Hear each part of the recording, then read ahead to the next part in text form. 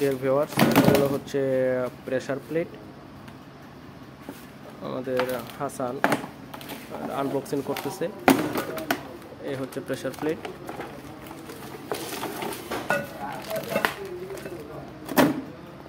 এই হচ্ছে pressure plate আমরা আনবক্সিং করলাম। এই হচ্ছে প্রেসার প্লেটে, এটার মডেল হচ্ছে অশোক লিলেন 1613H। এগুলোর ক্ষেত্রে আমাদের এই যে খুঁটিগুলো খুব ভালোভাবে লক্ষ্য রাখতে হয়। অনেক সময় খুঁটির জন্য প্রেসার প্লেট সেট আপ হয় না, তখন দেখা যায় গাড়ি আটে না বা গাড়ি ভাগে না, গাড়ি শক্তি পায় না। পরে আবার সেই গিয়ার বক্স নামায় ক্লাস সিস্টেম সব খুলে আবার এটা এই অ্যাডজাস্ট করতে হয়। এইগুলো আমরা অনেক সমস্যার সম্মুখীন হয়েছি এই জন্য, ঠিক না হাসান? হ্যাঁ, এই জন্য এই প্রেসার প্লেট দেখে নেওয়া খুব জরুরি, চেক করে নেওয়া। হ্যাঁ, অনেক সময় এগুলা থাকে, এরকম বিট থাকে না, এরকম সোজা থাকে না হাসান? এরকম তো আমরা পাইছি। এটা আসলে 15 ইঞ্চি। হ্যাঁ, আচ্ছা, এই হচ্ছে। আচ্ছা হাসান, এই প্রেসার প্লেটের কাজটা কি? প্রেসার প্লেট আসলে কি কাজে লাগে? প্রেসার প্লেটে দুইটা কাজ করে।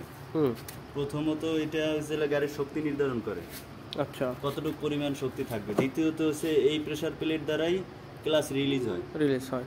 যখন একটা গাড়ি গিয়ারে দেব, তখন তো ক্লাসের দরকার আছে, ক্লাস রিলিজের দরকার আছে, যেটা এই প্রেসার প্লেটের মাধ্যমে হয়। আচ্ছা আচ্ছা, এই প্রেসার প্লেটের সাথে সেটিং থাকে ফিঙ্গার, যার মাধ্যমে ক্লাসটা রিলিজ করে। আচ্ছা,